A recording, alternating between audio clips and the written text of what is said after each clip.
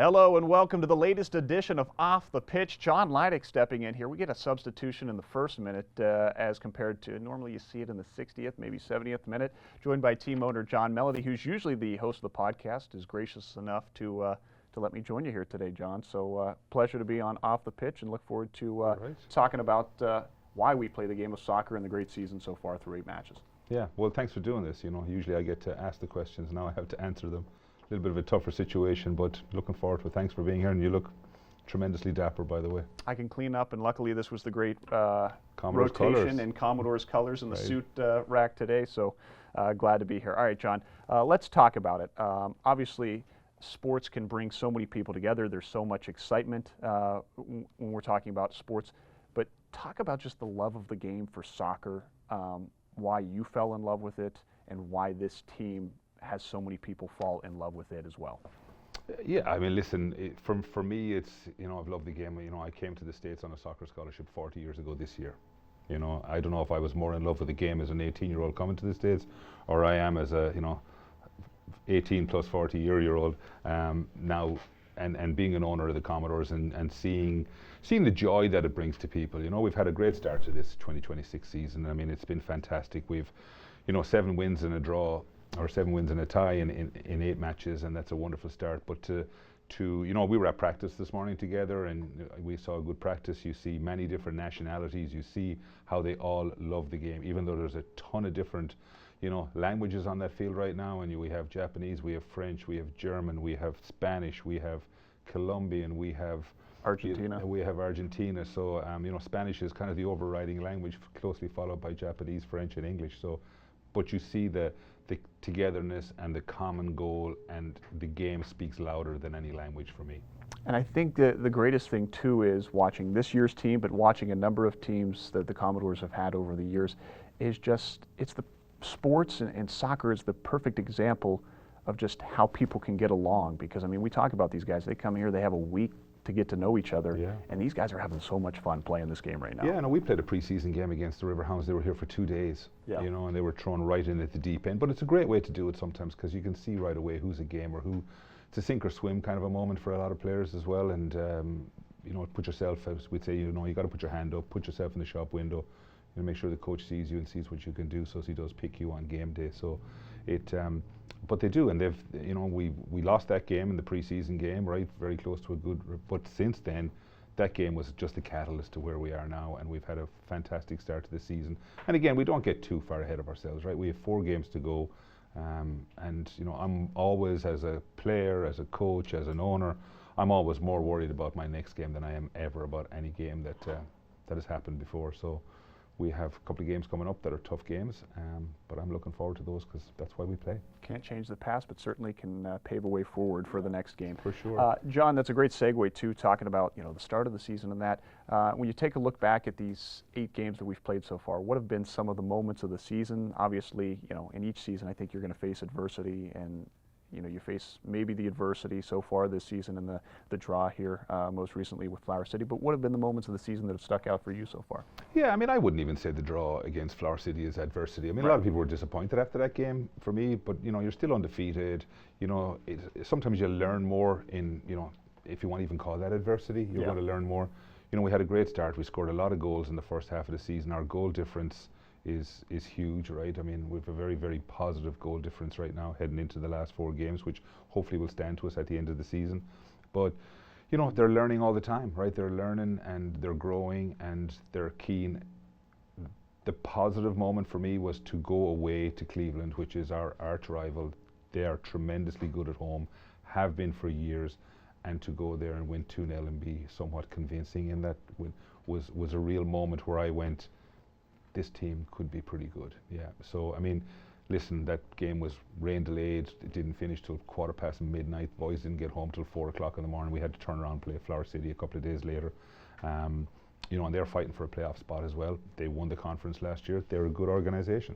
But for me, to see that Cleveland game was particularly pleasing.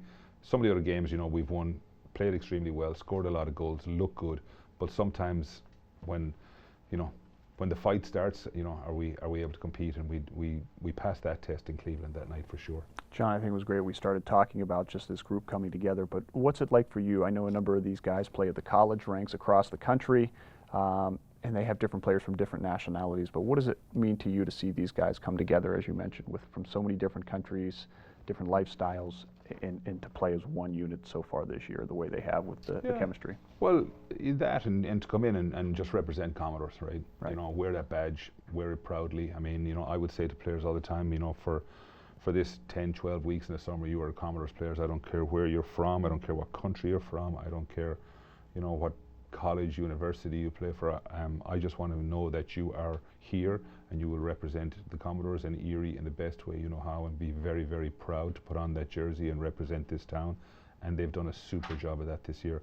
It was interesting. We were there this morning. You were doing some interviews for the TV, and players sometimes don't want to go on TV, but when I said to some of these guys, you get to go on there and talk about your country.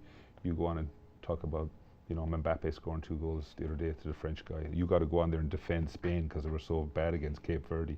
The Japanese lads were like fighting each other to see who would go on to talk about their home country. That's what you love about this game. They're so passionate about the game. They're so passionate about where they're from. So having a good season so far this year with the Commodores, coupled with the World Cup, it's just a really nice place to be right now. And to have the love for the game, I think, is to see future generations want to be a part of it, to grow it here, specifically in the Erie community in the United States. And I think there's no greater representation than what you guys do with the community service, the outreach, and some of the camps that you have done already this season, have done in the past, and then have coming up throughout this summer. When we've done a clinic at up at Dick's at that new facility they have up there at the mall. We have 2 more of those to go on June 27, June 28. We do a camp for the Boys and Girls Club June 29th and 30th at Vet Stadium. We have 80 kids coming to that. Many of those kids are new Americans, grew up playing soccer, so I'm really excited to do that. We have EYSA camps and kids camps to do here last week of June, first week of July as well. So, and that's nice. And then you get those kids to come to the games, and they see the guys that coach them during the day, maybe playing on the weekends, and it's a nice cycle. And as long as we can promote the game and give back to the game that's been good to us, it's back to the question you asked a little bit earlier.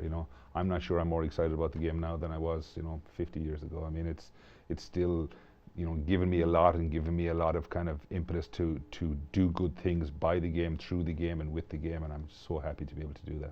What have you enjoyed about seeing some of the Erie community come out and support these guys, and especially, I think, short of maybe that Riverhounds game where we were still bundled up for a little bit there in that friendly, but there was great weather, and it's had for the most part, great atmosphere throughout this season. Yeah, and I think it's and a lot of people would say that go to games and well, I saw my kids play, and this is a complete different level of soccer, right? I mean, it's people, and I would encourage anybody who maybe is not a soccer fan just to come and see this level and see the intensity and see the physicality. I think that's what really kind of surprises a lot of people when they see soccer at this level. It's like how physical it actually is and how fit and strong, and these guys are tremendously talented, move the ball very well. We play a really nice, attractive, possession-based game. We've scored a lot of goals, and that's due to the way we're playing and the level of player that we've been able to bring in. So I'd encourage anybody to come and watch this team, and I'm happy with the crowds this year. It's growing. We're getting more attention because of obviously winning. We'll do that as well, and again, but I worry about the future, not so much the past. As we move along here, I think the greatest representation of soccer and this group of Commodores players was that goal that Will Perry scored against Flower City. Yeah. You just saw all those guys, and the celebrations with the goals. They don't really care who scores the goals. It's just they come together, and it's a great celebration. And that was a great goal, and was very kind of indicative of the way we play. There was some good one-touch passing, and a great ball across the box with some good link-up play in the box before that. Great ball, and he had to knock it in from 4 yards. But it was the joy, and that was a game. Obviously we'd come off a tough game against Cleveland a couple of days before. We were well on top in that game, and weren't just not being able to break down the door a little bit against Flower City at that point. So what a wonderful goal to score, and you saw the joy, you saw the emotion. Everybody in the stands was tremendously excited, and he's worked hard, Will Perry, so he deserved that goal, in fairness to him. But what a team goal and a team effort, and I think that's why there was such joy when he scored it. Yeah, it's interesting. I think we were talking on the broadcast, Jack Quinn and I, just beforehand, is that, his numbers maybe weren't showing up on the stat sheet, but his distribution and what he was doing to set up others, Will Perry that is, was certainly representative over the previous games leading up into that goal, so it was nice to see him. Yeah, and he's very much, exactly, he's never going to be a huge stat player, right, but the position he plays, his ability to link between midfield and the front line and getting the ball wide, he's very comfortable on the ball, and he got himself in a great position to be able to score that goal at the end. So, like you say, we've seen the pictures of that, and we've seen the video, and you can feel the emotion, a little bit of a release too, because we'd scored when we were well on top, and you have to be able to turn possession into scores in this game, because everybody will have a little bit of a purple patch. But what a great goal, what a great finish, and it's that's what's exciting about the game. A lot of people say they don't score enough in soccer, but when they do, it means something, and you can see that on his face and on the teammates' face when they did do that. Yeah, and you can see the work that they're just putting in all year. These are really the defining moments of why you guys continue to do what you do on a day-to-day basis, to allow these guys to have the celebration for their hard work and also share in the community. Absolutely, and the combination of both. The winning is great. Being a community member, a community asset, is tremendously important to the philosophy of this club as well. So when you can do both, it's pleasing for sure. John, I want to talk about the Flower City game a little bit too. You mentioned, we've talked about obviously Will's goal and the great elation there. Quickly thereafter though, obviously Flower City scores. Every coach wants to go unbeaten, and as you mentioned, it's maybe not so much adversity, but what can be the learning lessons for a coach and a team from a moment like that, and maybe just a game, how that unfolded, knowing how things unfolded in that 3-day stretch between Cleveland and on to Flower City. And that was it. You're always going to have a little bit of adversity. We're fortunate now that we didn't have a midweek game this week too, right? So we travelled to Rochester to play the other Rochester team, RNYFC, on Saturday afternoon. So I personally, I wouldn't call it adversity, right? It's a little bit of a call that people are maybe figuring out a little bit how we play, what we're good at, what we're not good at, and again, now we have to adjust as a team and adapt, and we're getting into very much the business end of the season, and it's a great position to be in first place, and we're everybody's big game now. So when you're everybody's big game, you have to adjust, you have to adapt to that, and they have to adapt to you. Flower City did a good job of frustrating us and packing it in and defending in great numbers, and we broke them down. We gave away a goal soon after that, but at the end of that game I always felt like there was only going to be one winner and that we were going to score, but at the same time they defended very well, and you could see how happy they were after the game, right, that they came here, they got a result which nobody else has been able to do thus far, so they were happy. A big point for them as they make a playoff push as well, but for us it's a point. We're undefeated.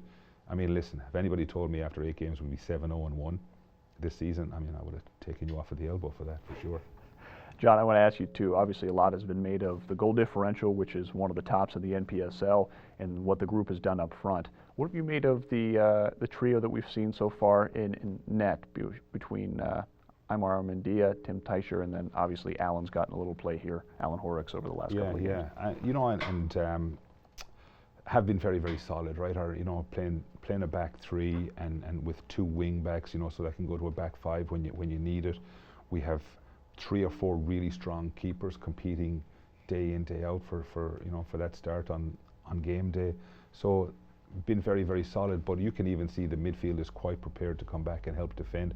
So we attack in numbers, we defend in numbers, and we've left in 2 goals this year. Is that what it is? That's right. The one against Buffalo Stallions, and then Flower City. Listen, what can you say about that? Everybody's doing their job, and we just have to keep doing our job, right? Again, like I just said, we're everybody's big game going forward, and we're going to have to expect that people are scrapping and they're looking forward to playing us, not only trying to take points off us, but to gain points for themselves as the playoff push continues here with 4 games to go for us. Speaking of doing their jobs, another great segue, the head coach, Kata Nastuda. Boy, it's hard to have a better start than what he's been able to do as he comes here. First year as the Commodores, and he has assembled a great staff that he commended you and the leadership of the Commodores to allow him to kind of grow that staff and his vision. Take me through the process of going down to Pittsburgh and going through that conversation. Yeah, I mean, listen, Dylan Sumner, who most people in this town are aware of in soccer, was an absolute fantastic player for Mercyhurst for 4 years. Has played for Commodores before, coached the team last year. Decided he still has a few years left in the legs and wanted to go back playing this year. And he was the one that kind of recommended Kata. They had worked together in a previous with a previous team. So I went to Pittsburgh. I interviewed him. I thought I might stay for an hour. I stayed for 3. Got home late, and as I was thinking about that on the drive home, and subsequently, everything he said I liked, so I better go re-interview him again just so as I heard it all correct. So I went back to Pittsburgh a second time, spoke with him a second time, and literally gave him the job on the spot. He wants to win. I mean, I want to win. How he said he'd set out the stall, I told him what the budget was, how we have to make this work, and he was all about it. I mean, even before I got here today, I just spent an hour with him going through everything. And he pushes, right? He wants more for the team. I go, there's only so much money there, so there's that little bit going on as well. But I love a coach who pushes and makes us better as an ownership group, makes himself better. Interesting to me that he's a first-year head coach too. I've done that several times with this team because I think it's a great stepping stone for somebody who wants to be a coach. We've done it with Dylan Sumner, we've done it with Ashley Phillips, we've done it with Kata now, we've done it with people that have done really well. And have gone on to do good things as well. So I like that we do that as well, and we're brave enough to take on that first-year head coach and see what you can do. Meanwhile, supporting him, we're there. I'm not at every practice, but I'm at every home game. I'm at a lot of the away games, and we're supporting these guys. And if I feel I need to interject and say something, I do that hopefully in the right way. But they do come back looking for advice on different things as well. So it's a nice combination. What was it about his plan that struck you when you interviewed him once and then again twice that said, boy, this is the right guy with the right vision? Well, he kind of oozes confidence, right? So when you get to know him, he absolutely does that. He's young, he's 23 or 24, but he's got an old soul or an old head when it comes to coaching. He knows this is what he wants to do, probably for the rest of his life. He just needed this break. Obviously, he's put himself in the shop window now as a head coach. And then he has access to players. He has his little agency. I'm not sure it's little, but he has an agency where he helps players from Europe get to the States and get scholarships and so on. And so I knew he had a pipeline to players, and if you could convince players to come here. Erie, Pennsylvania is beautiful in the summer. Certainly I'm glad is. we're not playing here in January and February, right? But convincing players to come here and representing this town, and I said it earlier, be proud to wear that badge, and be proud to wear that Commodores uniform is important to me, and he has done all of that and more, and I'm excited to see how we finish this out. You mentioned the fact earlier, if you would have signed up, if they would have said at the beginning of the season 7-0-1, what is the biggest maybe transformation you've seen this group make over the last couple of weeks to get them to a point where they're leading the Great Lakes Conference as we talk? I don't know if it was a transformation. I mean, from day one, we've I think we won our first 2 games 3-0 and 4-0. Yeah. So. Or the biggest growth, I guess. Yeah, and you could just see, from that comes confidence, right? Right. You know what I mean? And all of a sudden these guys go, okay, we are pretty good. And he has, we've had 1 or 2 players leave because of injury, and he's really replaced those players quite quickly. So not only did he have a plan for the start of the season, he had a plan for if this happens 2 weeks or 3 weeks in, I can do this, and I can do this if this happens 5 weeks in and 6 weeks in. And he's done, he told me today he's bringing in another player, right? The signing deadline is, I think, June 30th maybe. So you have to have everybody signed by then, but he's making sure he has all his players and positions covered, right? That he has 2 players for every position, and 3 players for some positions. And he's strong and he's confident, and he believes in his own convictions. There's no doubt about that. He's a confident young man, and I love to see that. He doesn't second guess himself. 8 games in, 4 to go. You mentioned you're always looking forward. Commodores, as it currently stands, tops the Great Lakes Conference. Right. What is your vision when you look at the conference as a whole and the path to the playoffs as we go down this final home stretch here in the 4 games? Yeah, I mean, there's a real fight for first place right now between ourselves and Cleveland and Ambassadors, and there's a real fight for 4th place, right? 4 teams make playoffs. 4 plays 1, 2 plays 3. So for me, I would be hoping right now that we can host a playoff game for the first time in a long time on July 8th. If you win that, then we would be hosting The conference final, which is the following Sunday, which I'm not even sure what date that is, right? So that's the 11th, 12th. Yeah, right around there. Yeah, and so if we could do that, I'd be particularly pleased. After that, there's if you get down to the last 12, 16 teams in the country, listen, there's a lot of good teams, right? So you have to be lucky, you have to be good. If you can get a playoff game at home, that's massive, where you don't have to travel. So I'm looking forward to, for me, I would have said at the start of the year, if we could host a playoff game at home, I'd be happy. 3/4 way through the season, I'd be more happy if we could host one or two and win them. See how it all plays out. Yeah. I think all the success has been great to enjoy, but this isn't just a one-year thing. You guys are the longest-serving member in the NPSL. Why has this conference and this league meant so much to you guys to be as committed to it? Yeah, I was asked the same question. We did an interview in Cleveland the other day, and that was pleasing because as I sat there that day, before we beat Cleveland, we were the longest serving team in the NPSL, and we were actually ranked #1 in the NPSL in the same breath. But again, I don't get too excited about that, right? I mean, I'm on to the next game, you know what I mean? So I suppose what keeps us going is the competition, and we're competitive, and we want to do well, and we want to promote the game. We want to be, I've said it many times, we want to be a community asset. We want to be able to go to Boys and Girls Club and do a camp for underprivileged kids, for new Americans, and give back to the game. And if we can get the combination of that right going forward every year, win, do well, provide a platform for players, whether they're international or local, to go on. I see you looking at the trophies there. I'd like to add one or two. We have more trophies than this. This is just there's a few. Just a select of them. There's just a couple, right? But there's room on the shelf for more. There's no doubt about that. So if you can roll all that in together, and we can win matches, be competitive, be a good member of the NPSL, promote the game of soccer, be a community asset, do great things for kids, and give people a chance. I mean, that's what I want out of it. And nothing better than that. I look at the trophies because I'll put you on the spot for this Right. this next one here. In that 18 years, is there a moment, maybe beyond, or some of these trophies that has meant the most to you to have this organization be a part of the Erie community? Yeah, listen, winning's important, right? And picking up a trophy is important. We've been fortunate, in that 18 years, we've seen so many teams come and go. Some have moved on to other leagues and done well. Some just can't make it for whatever reasons. We're very fortunate that we have some great partners and some great sponsors that year over year like what we're doing. And I think our role in the community is important to those sponsors as well. But for me, I hope the moment you're talking about is coming, that it's not in the past, right? That's forward thinking. I like it. For those that are maybe learning the Commodores or have just moved to Erie listening to this podcast, can you just talk a little bit about the history that this organization and this club has enjoyed, from the conference titles and some of the matches? I know when I first got here, the run in 17-18 that you guys went on. Just talk about some of these trophies and some of the success you guys have enjoyed on the pitch. Yeah, I mean, our first year was 2009, right? And that year we were undefeated. We got to a national final. We got beaten in overtime in the final. So you talk about, if you ask me my worst moment, that was it.